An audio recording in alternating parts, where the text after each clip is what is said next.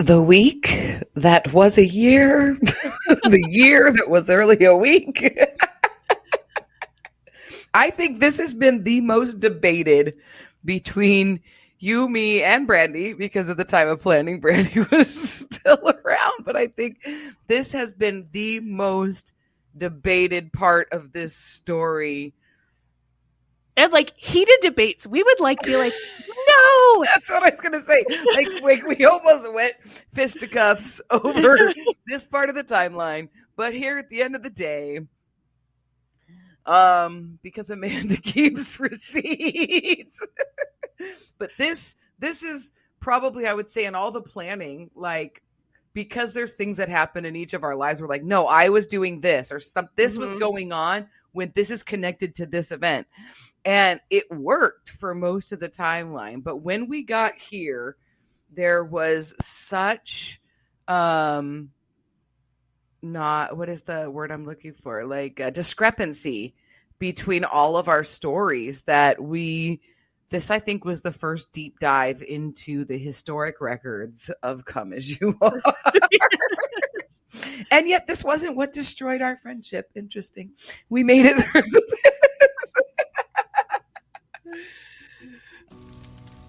Faith can feel like hearts and butterflies until someone lights a match and burns it all to the ground.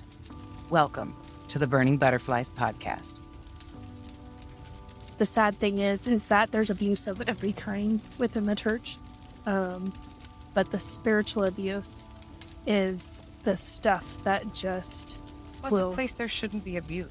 Like, there just shouldn't be abuse in a place that claims Jesus.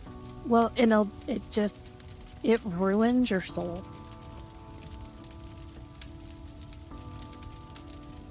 If you're new here, we suggest listening to our prologue episode first. This is the story of two women's journey through toxic church culture and spiritual abuse, all while finding healing in the end. Sometimes it's just the facts, and if you get offended by it, that's a you issue. And if we can't be mature enough to have these conversations, even if some of the topics are difficult, then shame on us.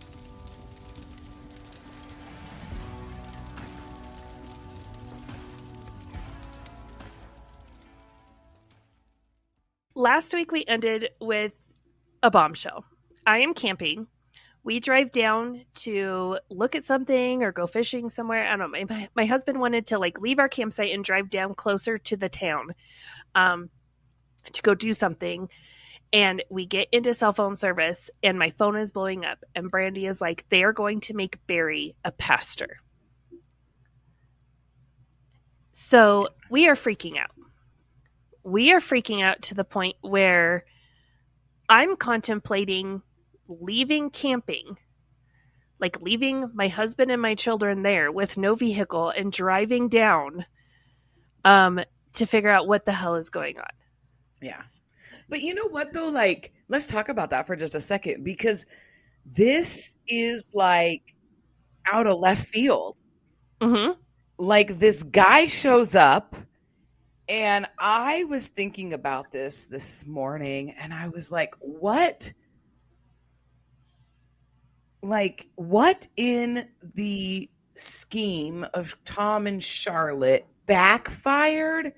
Or maybe it didn't backfire because, like, they know how long these people have come here. Mm-hmm. We talked about the preferred and preferential treatment that they received from Tom. Mm-hmm. You know, and back in the day, I would be like, well, he just oblivious and doesn't remember. But I can't give him that excuse anymore. Like, because he made sure you gave Barry's wife preferential treatment and moved mountains so that she could use the building. Like there was something that, and I know we'll get into some of these things where Tom plays really ignorant as we go forward, but I was really stuck on this because this rocked Come As You Are in the core group. Like, for you, for me, for Brandy, for anybody that had any investment in Come As You Are at this point, we were blindsided by that. This was not somebody that we would have had on our radar to be No. pastor in any way, shape, or form. And so I just want to make that clear as we go forward, because this really was groundbreaking Yeah. of an event. So I'm considering like coming home. So I end up, my husband is like, you cannot leave us up here without a vehicle. Like, we have children. Come to your senses. So we end up staying that night, and then we come home, right? Yeah. Now, keep in mind, I'm still not in the office. And so I tried to call Tom a couple of times, and he doesn't answer his phone. So I go, through the rest of this week, and I'm talking to Brandy, but I'm not seeing Tom face to face. And so we're talking and we're going over, and so now her and I are spiraling. And from the outside looking in, you're probably like, these women are crazy. Why do they care? What does it matter? We have been told for years, we will raise our next pastor from within. That's why Young Gun was such a big deal, because he grew up in the church and, everyone knew him and all of this stuff. No one knows Barry. No one knows him. And so we're like, is this why? Is this why all of a sudden their narrative shifts? Is this why all of a sudden they've been leading small groups for 20 years when nothing was said before about that? Is this why, all of a sudden they're talking to people and they're cornering them in the lobby, or pinning them up against the wall in the rows in the sanctuary, and talking to people for 45 minutes and all of this stuff, and getting their phone numbers and putting them on these huge long text threads and inviting all these people to come to their house for this small group. But from what we could gather, all these people that we talked to, no one was going. Yeah. It was Barry and Miss America and Barbara Jean. Brock and Barbara Jean. Yeah.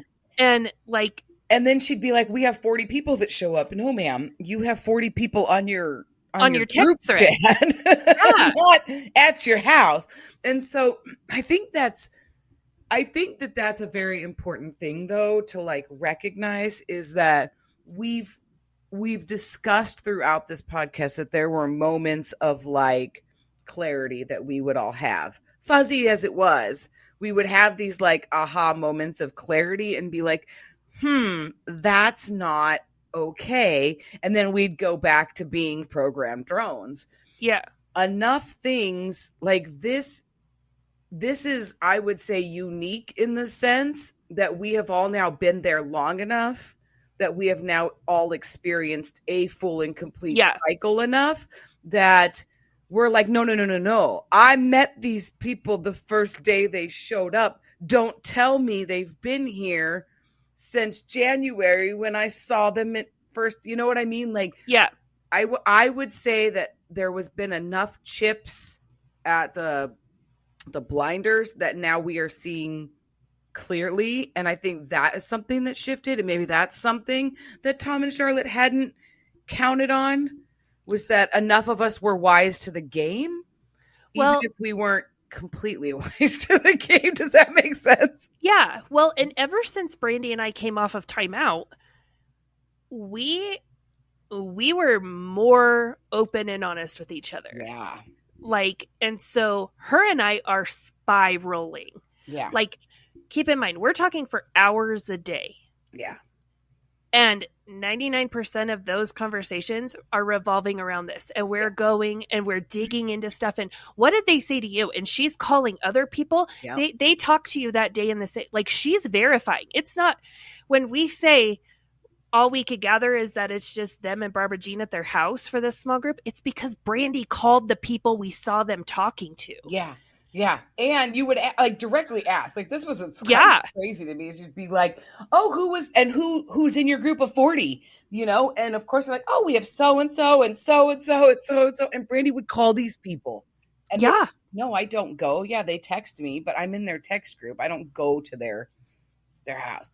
And so I don't know if this is where I was thinking this morning. I don't know if Tom and Charlotte just didn't realize like how many people actually, like if they just thought that nobody knew them and they were going to try to shift their narrative, or if they didn't realize how many people actually did. But I think what they didn't count on was that they weren't liked.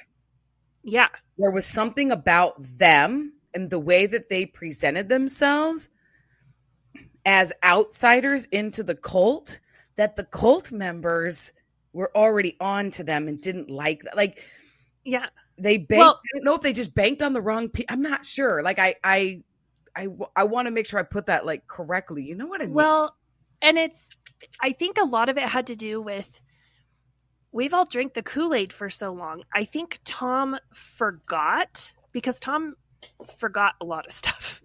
But Tom, I think he forgot all of the stuff that he would say before to put us in line in other situations. And all of this stuff that he would spew over and over and over again that we took as gospel, that we took as like truth. And for him, he's just spewing a line of bullshit just to like get us to all shut up, right? Yeah. And so we're like, okay, he's not being raised from within. He is an outsider. That goes against what you said God said. That's a key point right there. You have to remember, this isn't just that Tom said this. Yeah, stuff. No, this is what God Tom has said, that this is what God has for this church. Yes, God has revealed to him. Yes. And that we went back to the Griswolds. He wanted to be a pastor. And that's, Tom would be like, well, yeah, he's a servant, and yeah, he's doing all this stuff. So like, our leaders are servants, and if you want to be a pastor, you should be them. Look at old Reliable, and look at me. Even though Tom didn't do jack crap, right. But like this would be what he would say. Like, look at us, like we serve the most, and we should be. It's an upside down pyramid, and like all of this stuff. People refuse to get in, and I think that's it. I think whatever it is that Tom and Charlotte saw in them, whatever those, like I know what the culmination of it is, but I don't know what like the specific things that they were looking for, that Barry and Miss America checked all those boxes, outweighed any of that other stuff. And I do think they weren't expecting the backlash, but Barry and Miss America were not drinking the Kool-Aid. No. In the beginning, like at all. Like they were not participating, not serving, not doing anything. And like she would be on Brandy's ass about children's ministry. So she was invited to join children's ministry multiple times. Like, hey, if you have specific ideas that you want to implement in a classroom, like maybe you should have your own classroom.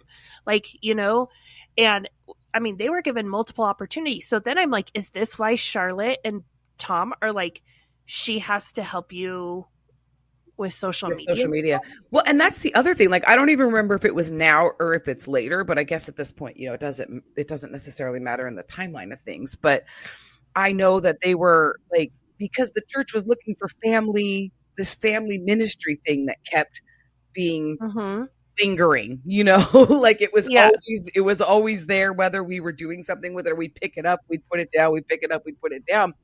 And I know like people were like, yeah, like, they're a couple with 5 kids and they homeschool. They'd be perfect for family ministry, and they would have nothing to do with it.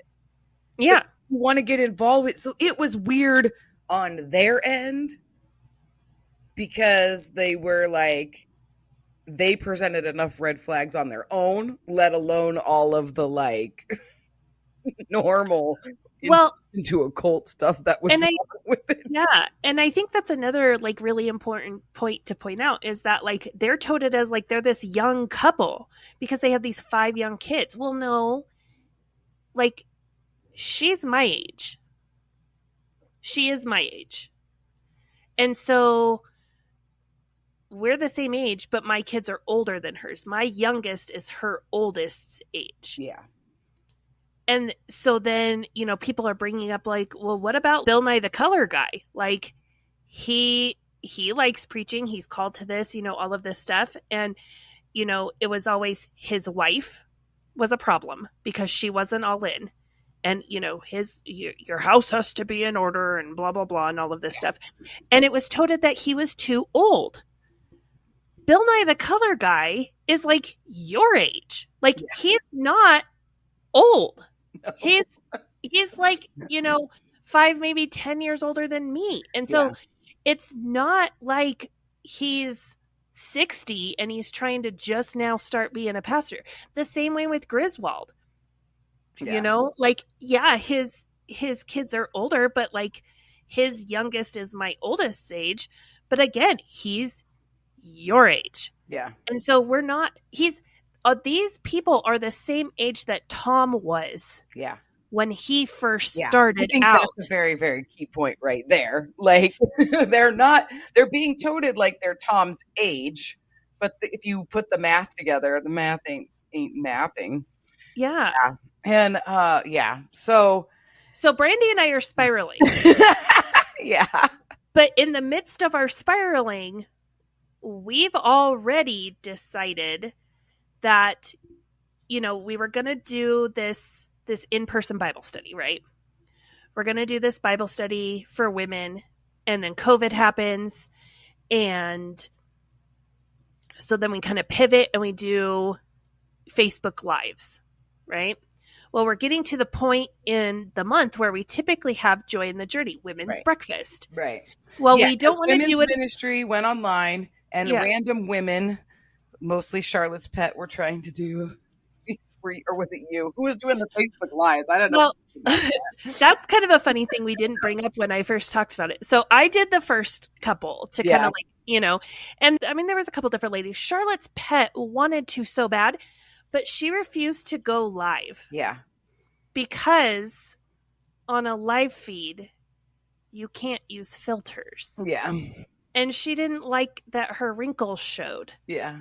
If she was live on the camera. And so she pre-recorded her speaking, applied a filter to it, and then sent it to me to upload. Yeah. So she only did one. Oh, okay. That's all I remember was one. I threw a fit. You're like, no, Facebook Live. Yeah, I threw a fit.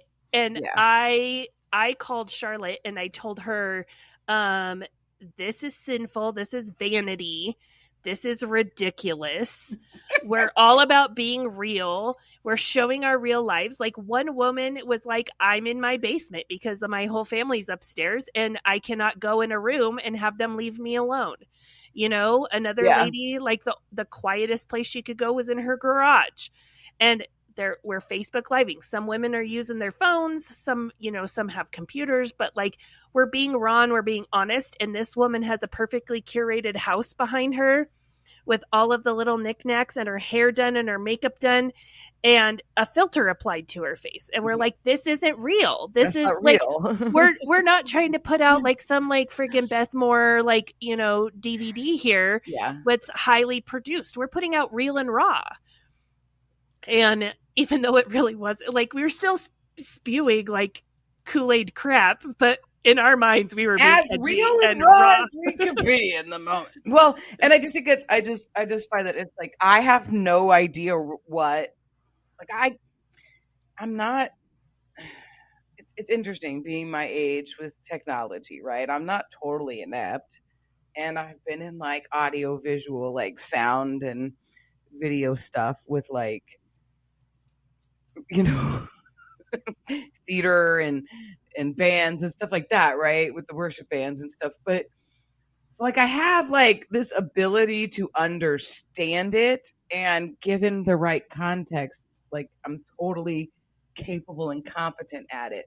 But in my real life, there's a disconnect, right? Because I didn't grow up taking pictures of myself every 20 seconds and posting them on social media, right? I'm not so out of the place that I don't have Facebook and I don't understand the technology. Like if you show me, I can manage it, right? But in context, so I really have like, no, I'm like, well, I'm not doing that. I don't quite know what that is, right? Like, and we've dabbled with trying to become hip in our women's to this point and tried to be like well, women can't always make it on a Saturday morning, so we want to get them involved, but that's been a disaster. The only technology I know is like, well, I know how to record a service. Like, I know how to do all that. Like, how do I make a mini version of that, and get it out to people? We left a storyline of you and me and Brandy and the red tent, and we're doing something with it. So we're going to do this Bible study that everybody can be involved in. All the women, whether you're a working mom, a single mom, the stay-at-home mom, single, retired, it doesn't matter.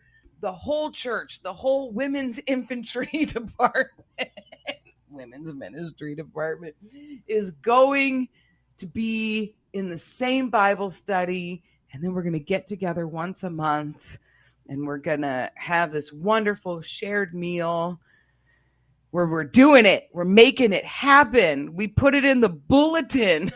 We have signups. And then COVID happened. Yeah. But it didn't stop us. So we do the Facebook Lives, right? Just to try to keep women connected. And keep in mind, this is the time where everyone's trying to use Zoom. It was not made to record things. And we wanted to have this be available on YouTube. For the women who couldn't watch live, we wanted them to be able to watch later. So we didn't want to do women's breakfast on Zoom. We came up with a plan. And so our Bible study that we were going to launch was going to be called Come to the Table, because there's a place for everyone at this table. Yeah. Right? And so we are going to get to, Charlotte agreed. I don't know if it was Brandy who talked her into it, or if she was overwhelmed with COVID and she just was like, you know what, do whatever you want. I really don't care. But she greenlit it for us. We explained the whole premise to her. She fully understood the concept. Yeah. And so she greenlit it. So you, me, and Brandy on Saturday, May 9th, go into the sanctuary. And I bring 2 pieces of my couch from my house. I brought a table, I think. Yeah, you brought an end table. I brought a coffee table. We went and we stole some decorations from around the church, and we set up a little set on the stage, kind of to the side on the stage at the church. And we did this Bible study. Yeah. And it was just you and me on stage talking. Yeah. We had Brandy in the sound booth, which right. we had to push this button. We have to stop and be like, just push that button, now push that button. Yep. I think we ran back and forth between the stage and the sound booth a couple times to help her out. But we had her up there.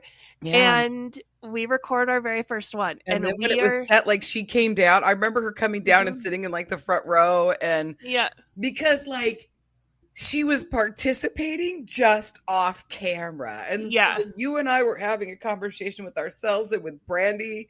And she was interjecting in our cute little television set.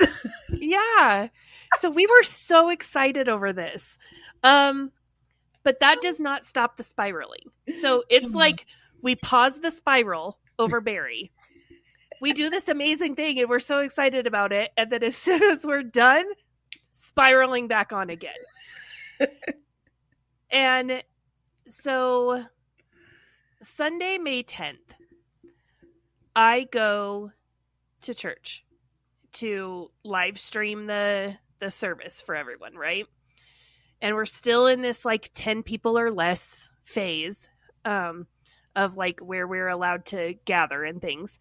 And so I come early and it's just me and Tom, and we're opening up stuff and we're getting, lights turned on and the sound turned on and all of that kind of stuff, waiting for the band to arrive. So you guys can run through things a couple times before we go live with service. And it is just me and Tom. I have not had an opportunity to talk to Tom about Barry. So I take this moment and I'm like, hey, I heard a little rumor. I overheard someone say something that you were going to make Barry a pastor. and I am very confused. And I basically lay out a few little, like, come as you are principles. He's not being raised up from within us.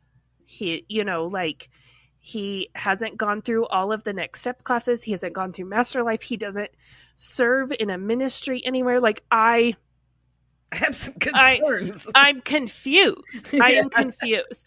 And I knew if I came at him like, what the hell are you doing? It would be a fight. And so I tried to approach it of like, well, I'm just a little girl and I don't understand. And so can you please explain to me? Because I'm just confused. Yeah. And so that's kind of like how I decided to approach him with it, right? And he told me no one ever said that. I don't know why people are saying that. So apparently other people had said stuff. Yes. To him. I would be one of those other people. Well, and we were curious as to how these other people knew. Because, so I text Brandy. Like, once you guys are getting going with, like, starting your, your warm-up, I text Brandy, and I'm like, he said other people are saying things. And she's like, then other people must have told, because it was only me and him and Charlotte and I think she said Barbara Jean in the office that day. But she overheard it in the office in some capacity, right? Well, whether it was Tuesday prayer or whatever it was that week. Do know about Tom is that he has a way of running his mouth. Oh, yeah. But also like in a feeler kind of way of like I'm going to say this. Okay, there's no response. I'll keep saying it. Or, ooh, that didn't go over well. So I'm going to change how I say it and then see how it goes over. Right. And there had been an eldership meeting that happened. Yeah. So we're all told like all the elders are going to take turns, right? All the guys who are going through the training for eldership. So, Bill Nye the Color Guy took a turn on a Thursday night, right? Yeah. And so that's kind of like all the guys are going to have a turn is kind of like what he reassured me. I don't know why people are saying this. All the guys are going to have a turn. Yeah. Right? Well, I happened to speak to someone just recently who was a part of that eldership training, and they kept receipts on emails and the sort. And so there was a Zoom eldership meeting on May 8th. Yeah. So remember, I asked Tom face to face on May 10th, and he tells me no, that he will take a turn just like everyone else. Yeah. He assures you. He assures me. On May 8th, the eldership team is told Barry is taking over Thursday nights. Yeah.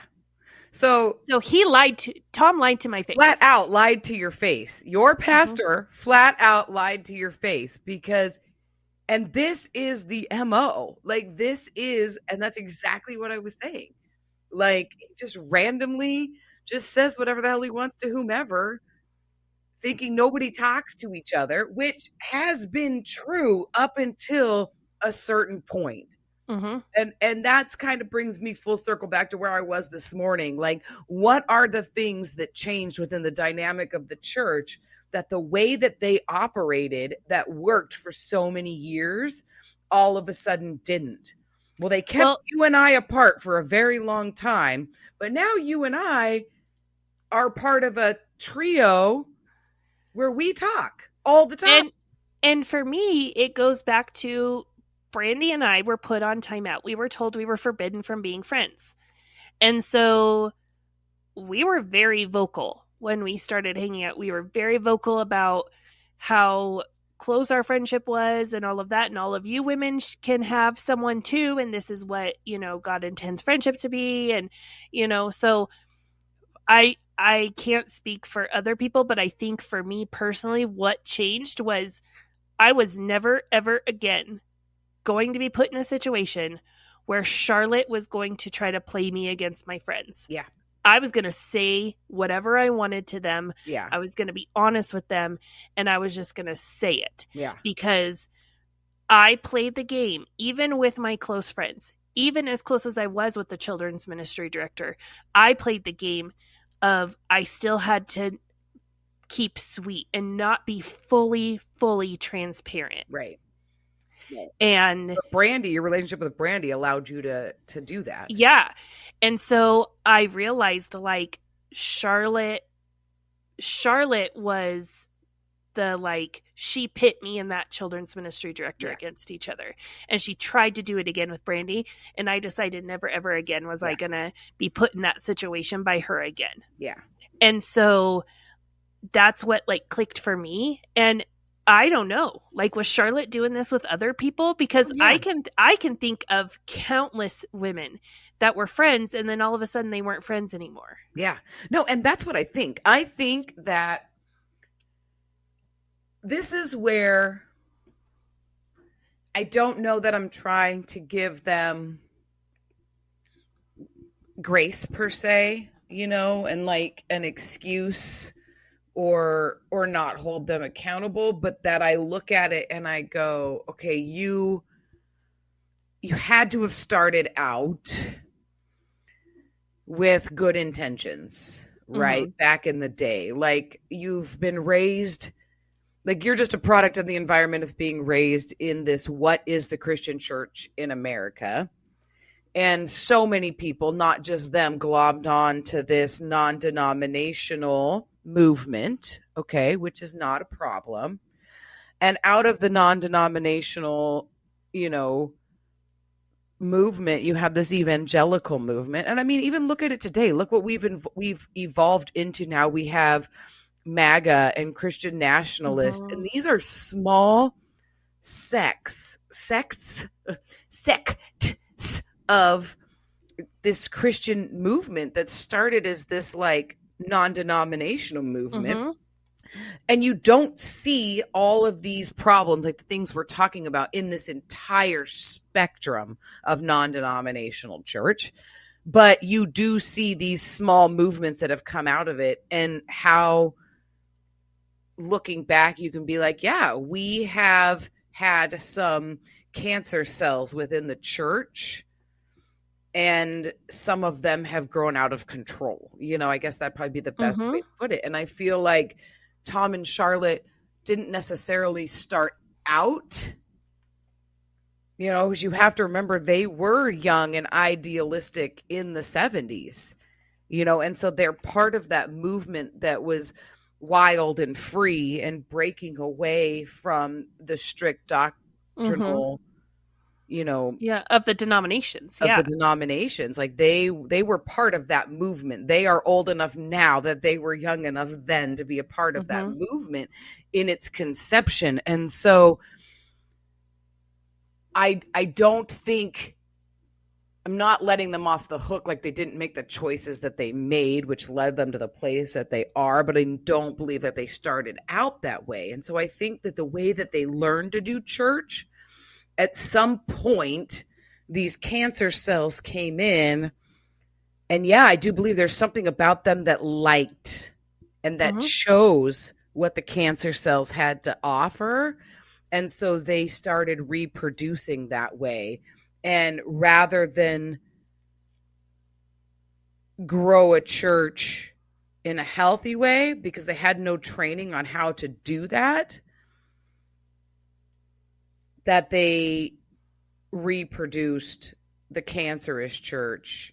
Yeah. Because it served them in some way, shape, or form. It's almost like, I mean, I look at it like my toxic marriage. Like, mm-hmm. I didn't sign up to be in a cult. Nobody does. Like, you like the pretty package. You like what it looks like. And then by the time you realize what you're into, you're so far in.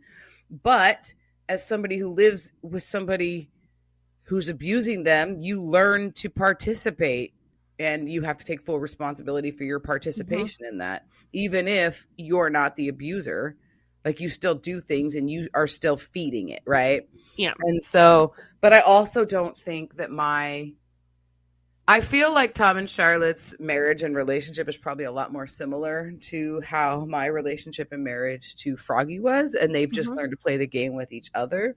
And so there's definitely trauma and toxicity within each of them.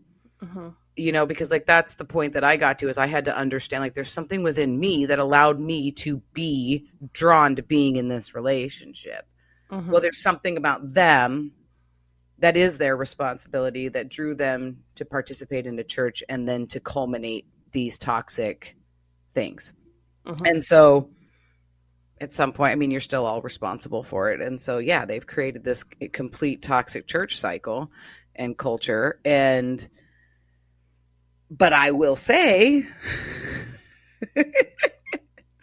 that the three of us represent almost the whole of the church. Between you, me, and Brandy, there's probably not, I would say 100%. Between the three of us, there's not one person in that church that we don't touch. So the degrees of separation, you, me, and Brandy coming together and talking to each other represents the whole of the church. And I don't think that there's been a group of people, because of who we are and how involved and the leadership skills that the three of us have, I don't think there was a group other than us that could have been as instrumental as the three of us were. Yeah, I would agree with that.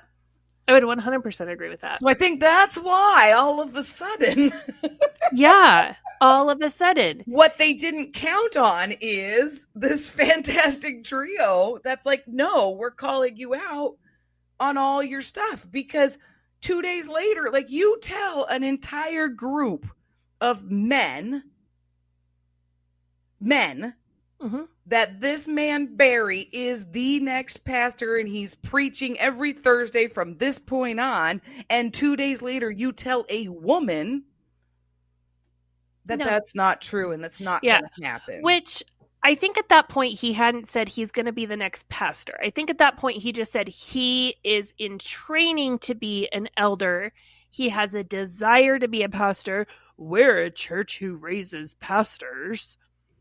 Because we've never done that before. Because we've never done that before, but like we've changed our own lore that we do it all the time. We do, yeah, apparently. And so we're going to give him a shot and we're going to give him the opportunity, because, you know, if I would have loved for someone to give me the opportunity. Yeah. But, you know, I had to come here, and that when we started this church, I decided I was going to be the pastor who gave pastors an opportunity, whatever. Because, you know. But only the ones that you decide get a good because Griswold would have loved to. Yeah, Griswold would have loved to have the opportunity. And honestly, people liked Griswold. Oh, yeah. Like, he would have been a phenomenal pastor at that church, and you didn't give him the time of day because he didn't meet your mold. Yeah. And so, at that point, it was just Barry is gonna preach on Thursdays. We're gonna let him shoot his shot. Yeah, you know. Yeah. But again, me, just a girl, just silly girl. No, I don't know why people keep saying this. Which then it made sense, like, to find out later after the fact of like, oh, he told the eldership team. So it wasn't just the people in the office at that point who knew. The eldership team knew. So then all of those people. So when you say something to someone, and then those people say something to someone, and then those people say something to someone now, because the biggest gossips in the world are Christians. And so let's, feedback that people don't want that and they don't like him. Yeah. And so now you confront him and he's like, why does everybody keep saying this? Yeah. So that's before service on the 10th, right? You guys show up, you run your set, we start live streaming, the Wi-Fi crashes again. Yeah. And Tom loses his mind. Yeah. So I am still recording, but the Wi-Fi, we're not live streaming. Right. Because, I mean, correct me if I'm wrong. Like, this is the original, like, the church was built and the Wi-Fi was put in 2010. It had been upgraded once. Okay. In 2014, Okay. So this is 16. okay. So it's like 4 to 6 years. Beth Moore had updated it. Okay. Yeah. So it's been about 4 to 6 years that the internet's been updated at this building. So our router. Not everybody was walking in with a smartphone and connecting to the internet. Like there is one router and everybody connects to it. Yeah. And the one internet service provider that we had in our town at this time. Oh yeah. Is trash. Like still to this day is trash. It frequently goes down. So like it was not an uncommon place for the internet to go down for the whole town. And so you'd show up to like a coffee shop or the drive-through of McDonald's or something and be like, internet's down. We can only accept cash payments. Yeah. You know? And so that was very, very common, right? And so it's all your fault. Yeah, but apparently it is my fault. And not to mention that everyone on the planet is all on the Wi-Fi, like, you know, all trying and even our streaming, like we're not paying high quality, you know, high dollars for high quality streaming stuff. Like we're trying to limp along with the cheapest version of things and we're hodgepodging things together. And so we are trying to be this big production on like very teeny tiny shoestring budget, right? Yeah, champagne production on a beer budget. Yes. And like things that like professional people might come in and be like, how does that even work? You're like, well, it connected and it worked. So it worked. And they're like, yeah. And we're not even talking like good beer budget. We're talking like, and we got the peanuts at the bar. Keystone Light. Yeah. Like, so Keystone Light. So what the teenagers can afford to pay the adult outside the liquor store to buy them. Yes. Boone Hill Farms. So the internet goes down. This is not the first time this has happened. So I developed a system with Tom that I would just let him know, hey, we're not live streaming, but I'm recording you. I'll post it afterwards, because he would get irrationally mad at me if at the end of him preaching, he found out after the fact that the live stream went down. Yeah. And I'm like, what did you want me to do? Be like, excuse me, raise my hand from the back and like jump up and down to get your, like, I don't know what you want from me. What does it matter? Yeah. You're preaching a sermon. So I developed a color system. If I had a green sheet of paper up by the camera, we were live streaming. If there was a red one, the stream had gone down. So I put the red paper up. The stream was down. He stops in the middle of his sermon. Stops. And it's not even the middle of his, I don't want to say the middle of his sermon because he was only in his little intro, but he stops preaching and screams at me. Yeah. And this is a church service. Mind you, there's not a full church building because there's a dozen people in there. People who came to attend. Let's not forget that this is the church service. This isn't band practice. This is, we just got done with leading worship. Everybody sat down. This is a live church service that is being streamed. And the stream goes down. The stream goes down. I'm still recording it. Yeah. I am humiliated because he stops and screams at me into the microphone across the sanctuary For someone who is so good with computers, I don't understand why this is so difficult for you. Why do you keep letting this happen? It is not that hard to push a button and make it stream out for everyone. What is wrong with you? Yeah. I felt like I was about 2 centimeters tall. Yeah. I was humiliated. I could not sink down low enough in my chair behind the wall of the sound booth for no one to see me. I was humiliated. Oh, yeah. Well, because, Tom, if it's so easy, come back here and you do it. Oh, you can't fix the entire internet of the entire town? Mm-hmm. So I am up there. I am trying to sob quietly so no one hears me. Yeah. And I draw more attention to myself. I reset the router. I restart the live stream. And then I say, apologies, technical difficulties. Hey, later on today, we will have, the full version because everything's recorded. But I did edit out him screaming at me. Yeah. And honestly, that's probably one of my regrets because had I put that out there, just as it was recorded, everyone would have seen him for who he really is. Yeah. There would be no more masking. Everyone would have seen it. Yeah. And it's so fun. I don't know. This is where I would have been like, well, you're gonna humiliate me. I would have been vindictive, but yeah, I mean, it's just a testimony to what a kind person you are. Even at that point, even drinking the Kool-Aid, I probably would put the whole thing up there.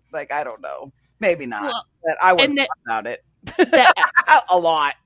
That asinine thing. Well, and I wasn't even thinking of saving face for him. It was so embarrassing for me. I didn't want anyone to ever see that. Yeah.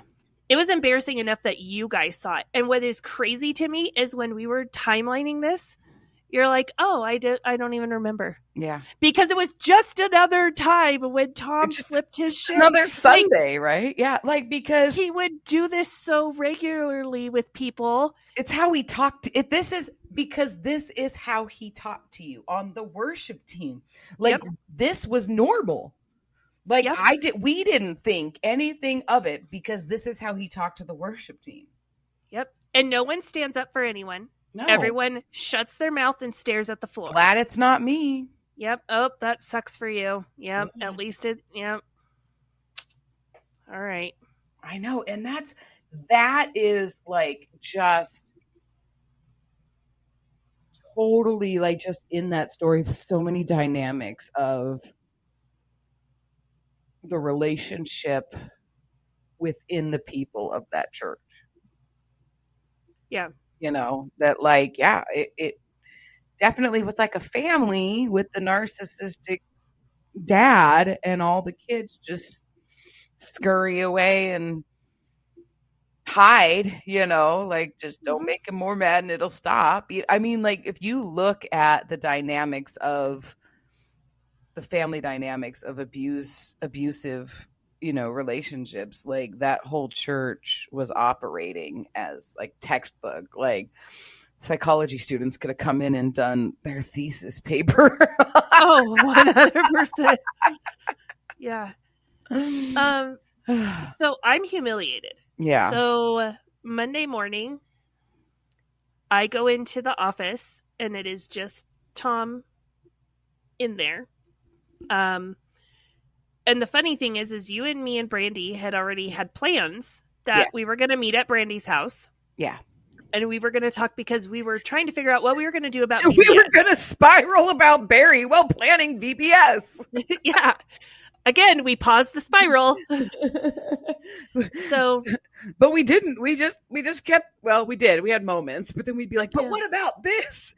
Yeah. And this is where I would say this is where the fact that you, me, and Brandy all touch every single, you talk about 6 degrees of separation. This is 3 degrees of separation. You, me, and Brandy all have relationships and communication with every single person that attends, come as you are. And if not them directly, their wife.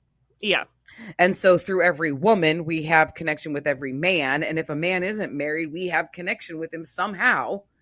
Yeah. You know, I mean, this is the degrees of separation are so minute at this point. So the three of us getting together to plan VBS, to also talk about what we all know in this situation with Barry and all the different conversations that we've had with Tom and Charlotte at this point. Like, this is a pivotal moment.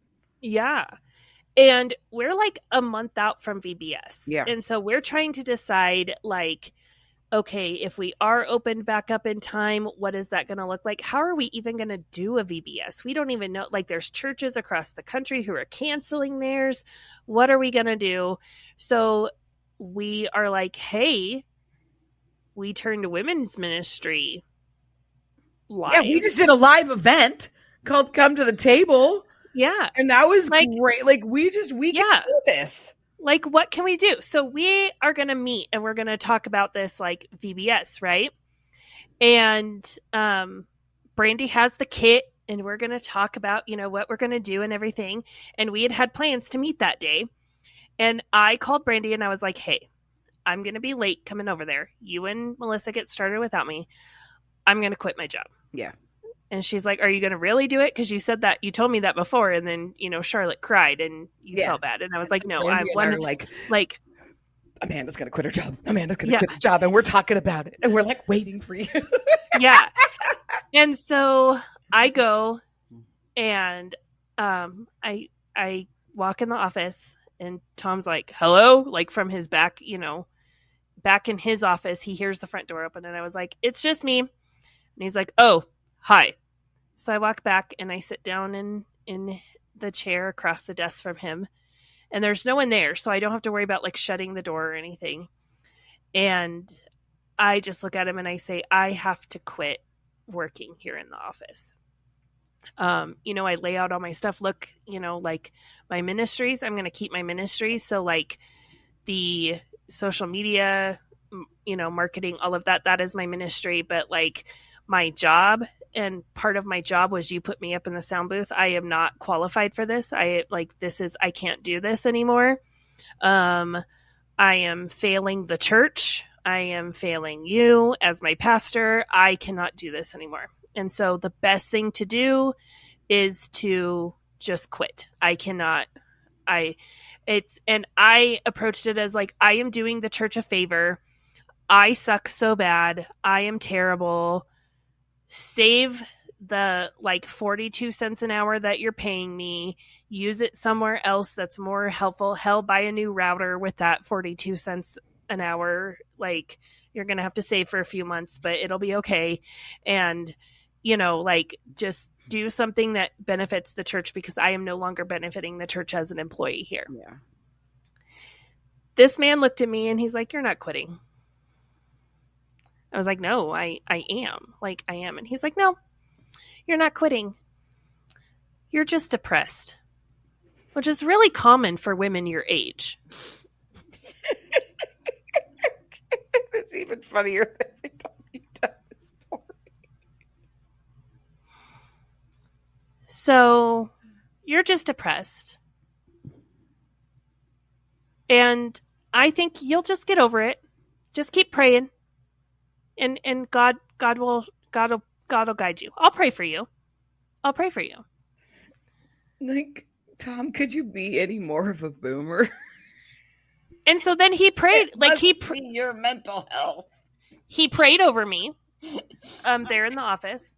Oh my gosh. He did say, he's like, we're not going to hold hands because it's like, you know, COVID, which I was like, you were never going to hold my hand anyway. Even if it wasn't COVID, if like, let's take COVID off the table. We were never holding hands to pray.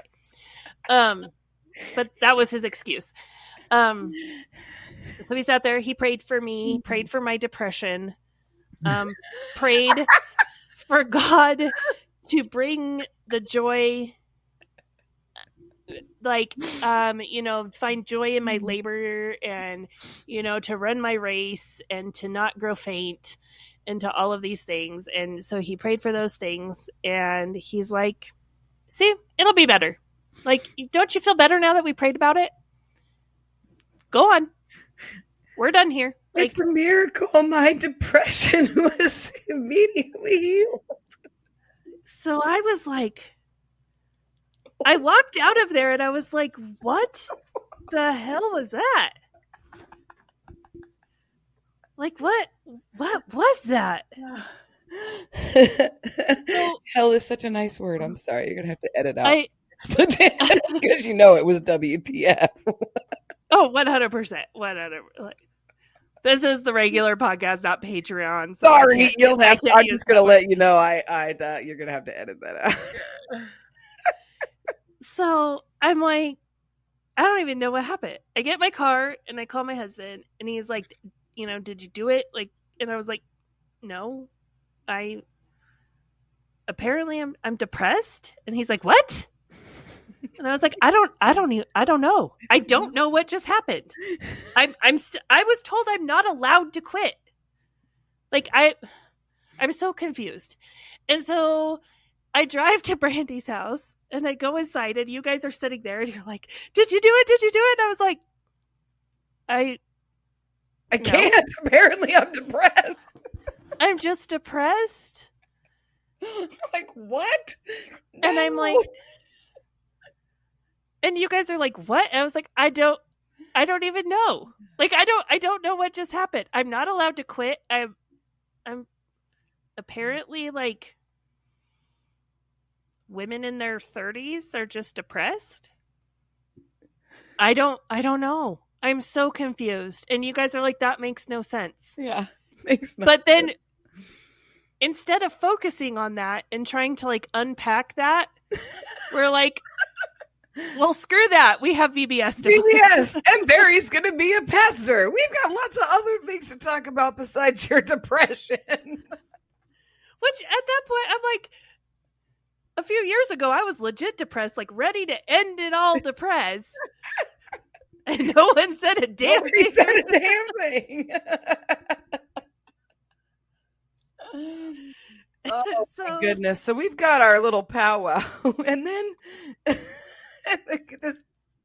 this is the part where, like, the next few episodes are going to be like, we thought all of this stuff happened years apart. Because the next day... So we spend the day, we plan out VBS. We make a promo video. Like we plan out our promo video. I record a few things. I plan on recording more on Thursday night at church. Over on our Patreon, I'll put that promo video over there. I'm working on like blurring people's faces and stuff out. But we called people from Brandy's house that day. We got a small group together, like, hey, this is kind of our idea. And, you know, so we're going to do VBS live. We're going to live stream VBS. So you don't have to come in. We're going to, yeah. Couple hours at Brandy's house. So we do that. The next day, Lori has to go into the office to get something. Like, remember, she's working from home. She has to go in the office to get something, and she notices just how bad this tree next to the church is. It is like this old cottonwood tree. It is like rotten, hollow in the middle. Like, and we had said for a couple years now, like, one stiff breeze and this thing is going to fall down, and it's either going to fall one way and take out the playground. It's going to fall another way and take out, you know, the neighbor's fence across the way, or it's going to fall on top of the office. Yeah. So she is like, this thing is, one of the branches had fallen, like it was bad, right? Yeah. And she was worried that it was going to like collapse onto the roof of the church. So she calls and like emergency gets like this tree trimming company to come out to remove this tree. So on May 13th, we cut down this tree, which I know you guys are probably like, why does this even matter? I promise you, if I'm telling you this, it's going to matter. It matters. Just hold on. So we cut this tree down.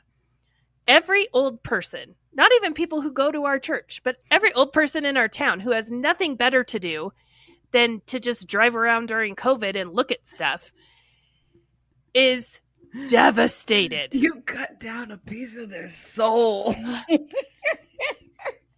You would have thought we cut down, I don't know, their child's grave marker, the way some people reacted to this. Yeah. People were calling, they were so angry. Why would we, like trees are good for the environment, but it was so big and beautiful and all that. Yeah. Like, no, it wasn't. It was a rotten piece of crap and it was going to fall down. What a, like, I keep saying this, like, just what a testament to, like, how mentally, like, it's like the pressure of COVID and what people were going through, and like the rationale of people to be like, it was just one more thing, like this tree going, that it pushed people over the edge. Like it people were not okay during this time, and this tree with no warning just disappearing really set people. Yeah, like I am so much on the edge that I am going to Google this church that I do not attend, find an email or a phone number. Like the nasty emails we got from people who don't even go to the church. And but they would say, I don't go to your church, but I've been here since 1952, and this tree has been there ever since it was a farm. And I remember going, and there used to be a tire swing on that tree that I swung on with my friend in 1959. And I mean, seriously, crap like that. Like, sir, insanity. That tree would not even hold a tire swing today. It needed to go. Yes. And so we cut down this stupid tree and people lose their minds.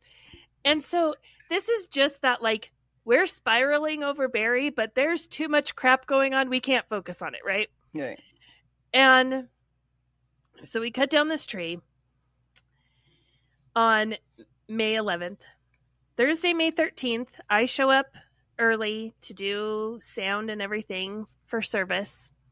Also this week, we have moved everything onto Planning Center, not just worship, but everything. Yeah.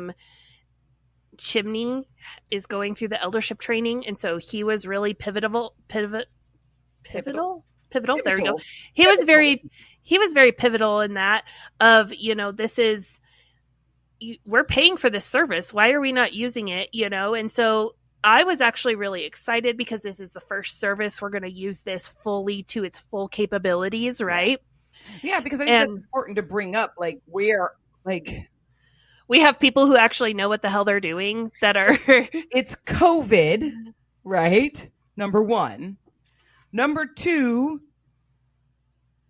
the world is shut down still. Like, and people are not going to work, and people are being cut off from their social constructs, and they're not okay, that they're mentally not okay over a tree. But Come As You Are is still functioning like nothing is going on in the world. Like, I think that's important to understand.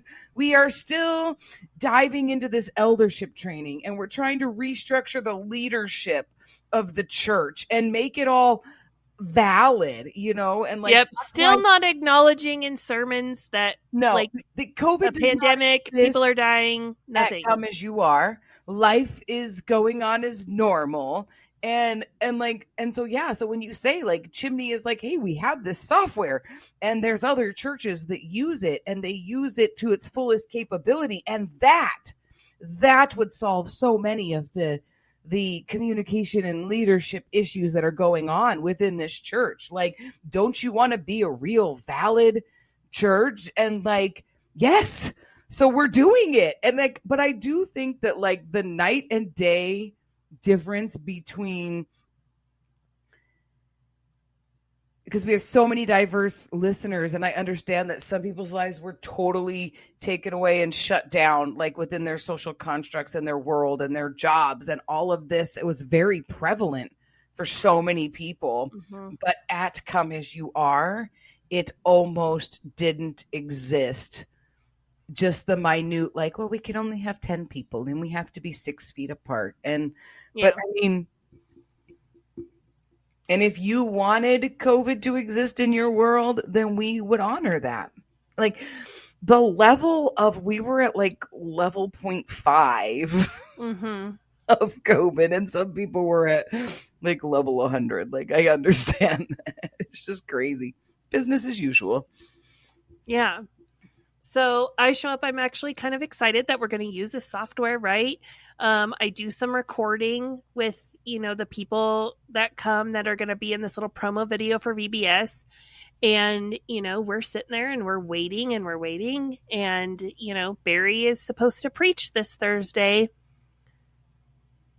And we're waiting and we're waiting. And he's supposed to be there to do a mic check and stuff. Doesn't happen. You guys run through your worship set. He's still not there. We start the countdown for the live stream. He's still not there. I'm getting nervous. I'm asking Tom. Tom's like, he's on his way. He said he's on his way. Homie walks in while you guys are doing worship. Yeah. And wants us to do a mic check. Burning Butterflies is a listener-supported podcast. Today's episode is brought to you by our amazing supporters on Patreon. Follow the link in our show notes to learn how you can become a Patreon supporter too. Supporters get exclusive access to bonus content each month, including outtakes, cut content, and supporter-only episodes. If you've enjoyed this episode, please leave us a rating on your listening platform. Burning Butterflies is a production of Asha Media. Thank you for listening.